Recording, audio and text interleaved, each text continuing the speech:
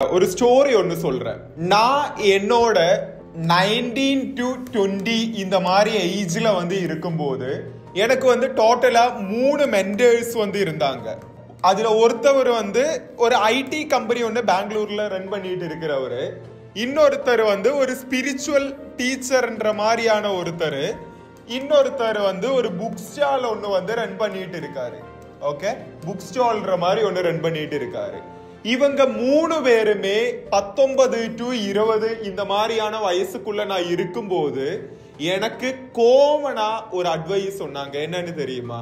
அக்ஷய், நீ உன்னோட 25ன்ற இந்த ஒரு ஏஜ் வர்றது வரைக்கும், 25, 26 இந்த ஒரு ஏஜ் நீ அடையிறது வரைக்கும் நீ சிங்கிளா தான் இருக்கணும். எந்த மாதிரியான எவ்வளோ பியூட்டிஃபுல்லான ஒரு பொண்ணை பார்த்தாலும், உனக்கு எவ்வளோ டேலண்டடான ஒரு பொண்ணை பார்த்தாலும் ரிலேஷன்ஷிப்பு ப்ரப்போஸ்ன்ற மாதிரி மட்டும் போயிடாத. ஆக்சுவலா இது ஒருத்தவங்க சொன்ன விஷயம்ன்றது கிடையாது. ஒரு ஐடி கம்பெனி ரன் பண்ணிட்டு இருக்கிற ஒருத்தர் சொன்னது. அவரோட 35ன்ற மாதிரி ஏஜ்ல இருக்கிறவர், ஒரு ஸ்பிரிச்சுவலான ஒரு டீச்சர், மெடிடேஷன் கத்து கொடுத்துட்டு இருக்கிற ஒருத்தர் சொன்னது. அதே மாதிரி நிறைய புக் ஸ்டால் என்ற மாதிரி வச்சிருக்கிற ஒருத்தர் சொன்னது. ஏன் இந்த அட்வைஸ்ன்றது ரொம்ப ஒரு இம்பார்ட்டண்டா மாறுதுன்னு தெரியுமா? அதுக்கப்புறமா நான் என்னோட 24 என்ற மாதிரி இருக்கும்போது என்னோட நிறைய ஃப்ரெண்ட்ஸ்கிட்ட நான் பேசியிருந்தேன். அவங்க என்கிட்ட காமனா சொன்ன ஒரு விஷயம் என்னன்னு தெரியுமா? அக்ஷய், நீ மட்டும் சிங்கிளா இல்லாம இருந்தா, நீ மட்டும் இவ்வளோ வருஷம் கமிட்டடா இருந்தா, நீ எதெல்லாம் பில்ட் பண்ணி இருக்கியோ அது உன்னால பில்ட் கண்டிப்பா பண்ணி இருக்க முடியாது. இது நானா சொன்ன விஷயம் கிடையாது. இது அவங்கன்றது ரொம்ப நார்மலான பர்சன் கிடையாது. என்னை விட டேலண்டடான பசங்க தான் என்கிட்ட இந்த விஷயத்த சொன்னாங்க. அதுல நிறைய பேர் கல்ஃப்ல போய் வேலை பார்க்குறாங்க, நிறைய பேர் பெங்களூர்ல இருக்காங்க ஒர்க் பண்றதுக்கு. அவங்களும் என்னோட ஃப்ரெண்ட்ஸா இருந்த நிறைய பேர் என்கிட்ட சொன்ன ஒரு விஷயம் என்னன்னா, அக்ஷய், நீ மட்டும் கமிட்டடா இருந்தேன்னு வச்சுக்கோய, நம்மள மாதிரி காலேஜ் படிக்கும் போது உனக்கும் ரிலேஷன்ஷிப்ன்ற விஷயத்துக்கு நான் ஒரு பொண்ணு பின்னாடி சுத்திட்டு இருந்தேன்.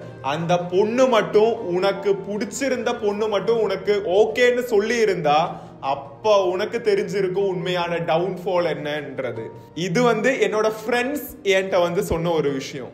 எப்போ எனக்கு என்னோட லைஃப்ல ஒரு டவுன்ஃபால்ன்ற ஒரு விஷயம் வந்துருச்சுன்னு தெரியுமா? எப்போ நான் கேர்ள்ஸோட விஷயத்துல ஃபோக்கஸ் பண்ண ஆரம்பிச்சேனோ, எப்போ நான் ஒரு கேர்ள்ஸோட விஷயத்துக்கு பின்னாடி நான் போக ஆரம்பிச்சேனோ, அப்பதான் என்னோட லைஃப்லயும் நான் இப்ப மேலே ஏறிட்டே போயிருந்தேன். என்னோட லைஃப்லயும் ஒரு செருக்கல்ன்ற மாதிரியான விஷயம் இங்க இருந்து தான் வந்துச்சு. சோ ஆஸ் எ மென்னா நமக்கு உனக்கு பாக்குற நிறைய பொண்ணுங்க கூட உன்னோட ஃபியூச்சரை திங்க் பண்ற ஒரு பழக்கம்ன்றது உனக்கு இருக்கும். அந்த பழக்கம்ன்றது உனக்கு இருந்துச்சுன்னா நீ அதை கண்டிப்பா கண்ட்ரோல் பண்ணணும். ஏன்னா ஆஸ் எ மென்னா நீ ஃபேஸ் பண்ணிட்டு இருக்கிற ஒரு ஃபர்ஸ்ட் திங்குன்றது உன்னை க்ளோஸ் பண்ணக்கூடிய, நீ கட்டாயம் கண்ட்ரோல் பண்ண வேண்டிய ஒரு விஷயம்ன்றது லெஸ்ட். இத உன்னோட பிரைம் ஏஜ்ல உன்னால கண்ட்ரோல் பண்ண முடியாட்டினா நீ பெருசா எதுவுமே ஆக போறது இல்லை. இதை நான் ஏன் சொன்னேன்னா, இப்ப நிறைய பேர் ஓகே அக்ஷய், நான் மாஸ்டர்பேஷன் கண்ட்ரோல் பண்றேன், பட் பொண்ணு பின்னாடி சுத்திட்டு இருக்கேன். இந்த பழக்கம்ன்றது உங்களையே நிறைய பேருக்கு இருக்கும். நமக்கு டெண்டன்சின்றது வரும். சரி, இந்த பொண்ணு பின்னாடி போகலாம், பார்க்க லட்சணமா இருக்காளே போலாம். ஒரு பொண்ணு பின்னாடி நீ சுத்தனேன்னு வச்சுக்கோய, உன்னால தாடி கூட வைக்க முடியாத அளவுக்கு உன்னை கொண்டு போய் விட்டுடுவா. எப்படி? இந்த லவ் ஃபெயிலியர்ல தாடி எல்லாம் வச்சுட்டு சுத்திட்டு இருக்கிறதுன்றது அந்த காலம். போடி பிடிச்ச ஒரு பொண்ணுக்கு நீ ஓகேன்னு சொன்னேன்னு வச்சுக்கோய, அந்த பொண்ணால உன்னை ஆக்கவும் முடியும், அழிக்கவும் முடியும். நீ சூஸ் பண்ற ஒரு பொண்ணுன்றது மைன்யூட்டான அளவில் ஒரு கரெக்டான கேரக்டர்ன்றது இல்லாம இருந்துச்சுன்னா உனக்கே தெரியாது நான் ஏதோ லோஸ் பண்ணிட்டு இருக்கேன்றது. உன்னோட காலுக்கு கீழே இருக்கிற எல்லா மண்ணுமே கம்ப்ளீட்டா லோஸ் ஆனதுக்கு அப்புறமா தான் உன்னாலேயே புரிஞ்சுக்க முடியும், ஐயோ நான் ஏதோ லோஸ் ஆயிட்டேன்றது. ஒரு எக்ஸ்பீரிமெண்ட்ன்றது வந்து இருக்கு. அந்த எக்ஸ்பீரிமெண்ட்ல என்ன பண்ணாங்கன்னா, ஒரு கொதிக்கிற ஹாட் வாட்டர், ஓகே, ஒரு 100 டிகிரி செல்சியஸ்ல கொதிச்சுட்டு இருக்கிற ஒரு ஹாட் வாட்டர் ஒன்று இருந்துச்சா, இந்த ஹாட் வாட்டர்ல ஒரு தவளையை தூக்கி அப்படியே வந்து விடுறாங்க.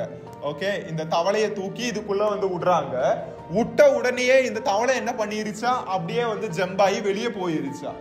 ஓகே, அதுக்கப்புறமா இதே தவளைய வந்து என்ன பண்ணிருச்சா, ஒரு நார்மலான வாட்டர், நார்மலா சூடு எதுவுமே இல்லாத ஒரு வாட்டரு, இந்த வாட்டருக்குள்ள அப்படியே வந்து உள்ள விட்டுருச்சா. இந்த தவளைன்றது நார்மலா அதுக்குள்ளேயே வந்து இருந்துருச்சா. அதுக்கப்புறமா வந்து கேஸ வந்து மெல்லமா வந்து இதை வந்து ஆன் பண்ணி ரொம்ப சிம் மூட்ல வந்து வச்சிருந்தாங்க. தென் அதுக்கப்புறமா இது வந்து கொதிச்சுட்டே இருக்கு. 1 degree Celsius, 2 degree Celsius, 3 degree, 5 degree, 10 டிகிரின்ற மாதிரி ஆயிட்டே இருக்கு. அந்த தவளை வந்து அந்த ஃப்ரோக் வந்து அதுக்குள்ளேயே தான் இருந்துட்டு இருந்துச்சா. அதுக்கப்புறமா 20 டிகிரி ஆகுது, 30 டிகிரி ஆகுது, 50 டிகிரி ஆகுது. அதுக்கு வந்து தெரியவே இல்லை. அதுக்கு இந்த ஒவ்வொரு டிகிரின்றது மாறும் போதும் அதுக்கேத்த மாதிரி தன்னை அடாப்ட் பண்ணிட்டே வந்து போயிட்டு இருந்துச்சா. கடைசியில வந்து அது ஒரு 80-90 டிகிரி செல்சியஸ்ன்ற மாதிரி ஆகும்போது அது அதோட உயிர்ன்றத விட்டுச்சான். நான் இது ஏன் சொல்றேன்னு தெரியுமா, உங்க லைஃப்ல வந்து திடீர்னு இப்ப நான் சொன்ன விஷயம்ன்றது ரொம்ப இம்பார்ட்டன்டான விஷயம். கவனமா கேளு ப்ரோ. உன்னோட லைஃப்ல திடீர்னு உன்னை கொண்டு போய் ஒரு 100 டிகிரி செல்சியஸ்ல ஒரு சிச்சுவேஷன்ல கொண்டு போய் விடும்போது நீ வந்து அதுல இருந்து எப்படியும் வந்து வெளியே இறங்கிடுவ. ஓகே, திடீர்னு, ஏன்னா உனக்கு அவ்வளவு டெம்பரேச்சர்ன்ற மாதிரி ஃபீல் ஆகும்போது.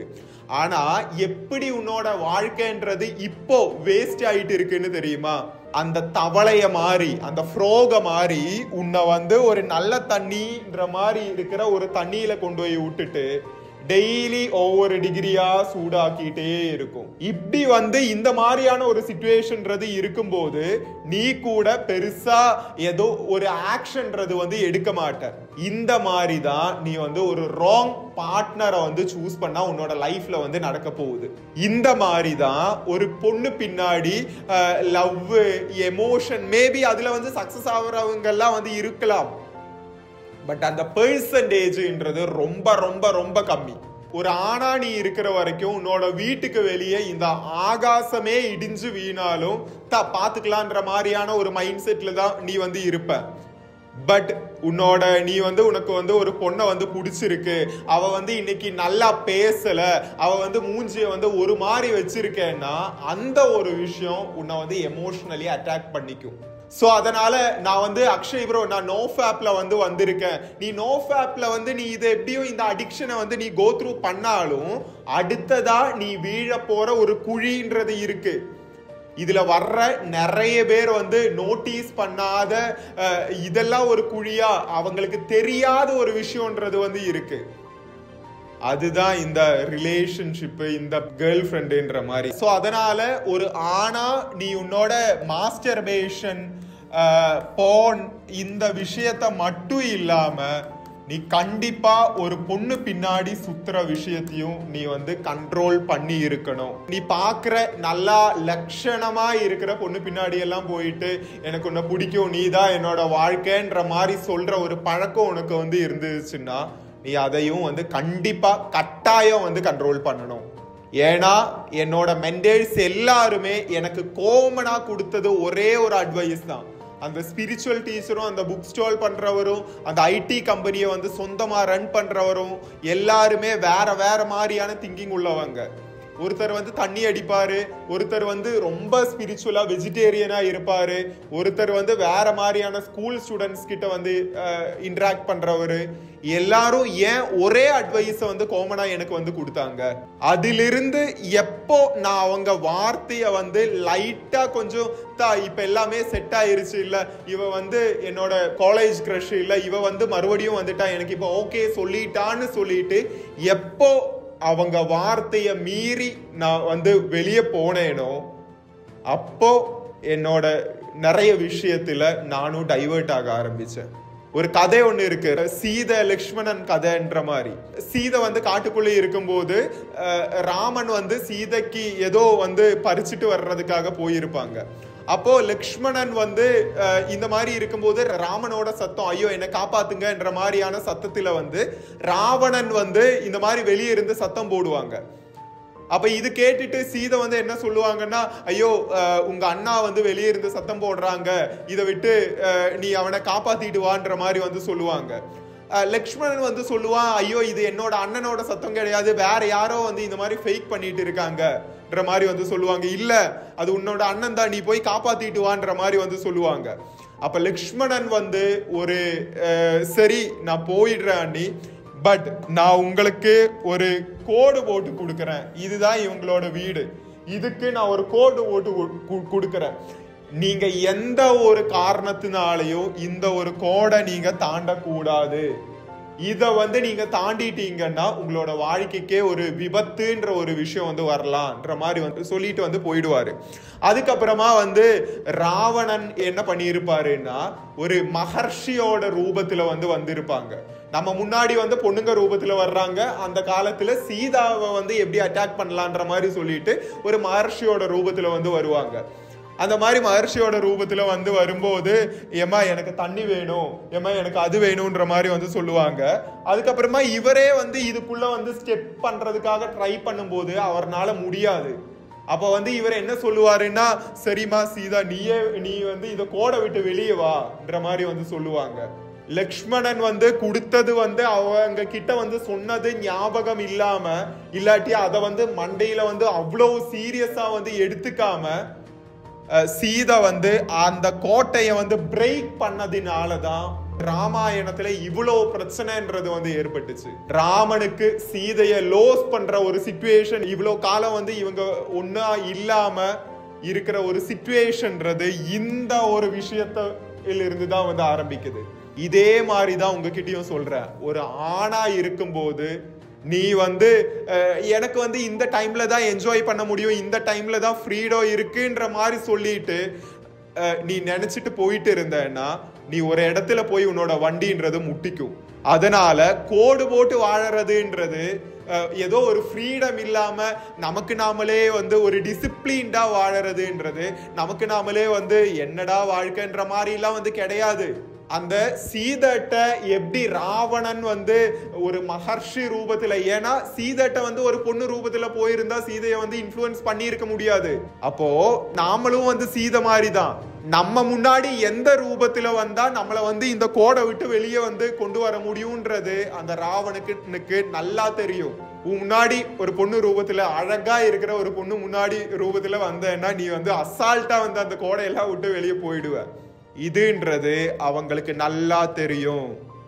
சோ எப்படி இந்த ராமாயணம்ன்ற கதையில வந்து அவங்களை இன்ஃப்ளூயன்ஸ் பண்ற மாதிரி ரூபத்துல வந்து அந்த வில்லன்றது வந்துச்சோ, அதே மாதிரிதான் இந்த காலத்துல உன்னோட லைஃப்லயும் உன்னை இன்ஃப்ளூயன்ஸ் பண்ண முடியற ஒரு கேரக்டரா தான் இந்த வில்லன்றதே வரும்.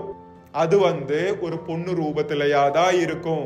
அந்த மாதிரி போடி பிடிச்சிருக்கு, போடி வந்து செம்மையா இருக்கு, அவ சிரிப்பு வந்து செம்மையா இருக்கு, பல்லு வந்து செம்மையா இருக்கு, ஸ்ட்ரக்சர் வந்து செம்மையா இருக்குன்ற மாதிரி எல்லாம் சொல்லிட்டு நீ போயிருச்சுன்னு வச்சுக்கோய, உன்னோட இப்ப நீ வந்து திங்க் பண்ணிட்டு இருக்கல ப்ரோ, நான் அது அச்சீவ் பண்ணணும், இதை அச்சீவ் பண்ணணும், லைஃப்ல பெருசா வரணும்ன்ற மாதிரி எல்லாம் திங்க் பண்ணிட்டு இருக்கல, அது ஒரு அடையாளமே இல்லாத அளவுக்கு வந்து பண்ணி விட்டுட்டு போயிடுவாங்க. நான் வந்து இவங்களுக்கு எகெயின்ஸ்டா வந்து பேசுறேன்ற மாதிரி எல்லாம் வந்து நினைச்சுக்காத ப்ரோ.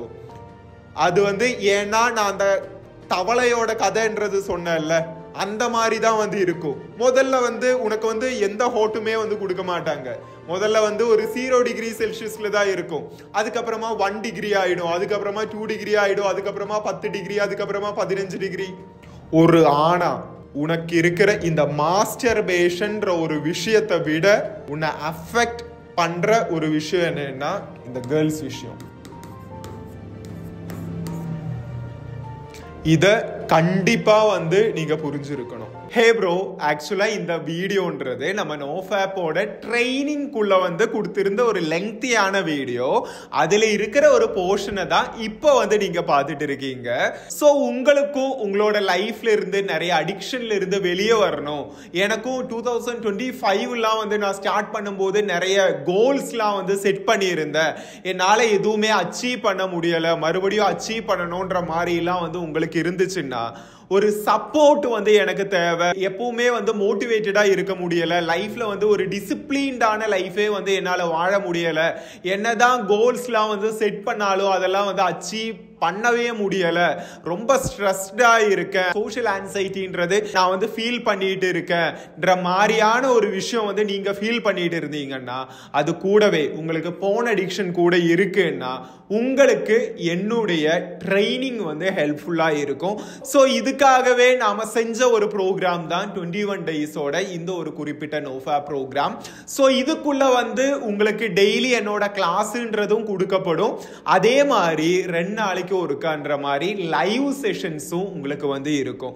ஸோ லைவ் செஷன்ல நான் வந்து உங்ககிட்ட இன்டராக்ட் பண்ணி உங்களோட ப்ராப்ளம்ஸ் என்னன்றத புரிஞ்சுட்டு அதுக்கேற்ற மாதிரி உங்களோட பெயரை கூப்பிட்டு உங்களுக்கு வந்து கைடன்ஸ் வந்து கொடுக்குற மாதிரி வந்து இருக்கும். ஸோ இந்த இயரையே வந்து நீங்க வேஸ்ட் பண்ணிட்டீங்க, அடுத்த ஒரு பார்ட்டையாச்சு நல்லா கொண்டு போகணும், வேற லெவல்ல பண்ணணும்ன்ற மாதிரி இருந்துச்சுன்னா இந்த ஒரு இன்வெஸ்ட்மெண்ட் டிசிஷனை வந்து நீங்க எடுத்துக்கோங்க. டெஃபினெட்லி இது ஒரு பெய்ட் ப்ரோக்ராம் தான். ப்ரோக்ராம்ல ஜாயின் பண்ணணும்ன்ற மாதிரி இருந்துச்சுன்னா டிஸ்கிரிப்ஷன்ல லிங்க் அதே மாதிரி பின் கமெண்ட்லயும் வந்து கொடுத்துருக்கோம், ஜாயின் பண்ணிக்கோங்க. ப்ரோக்ராம்குள்ள வந்து மீட் பண்ணலாம். Thank you so much for watching. It's me Akshay. Stay grounded. நான் உங்கள் கேரளா தம்பி.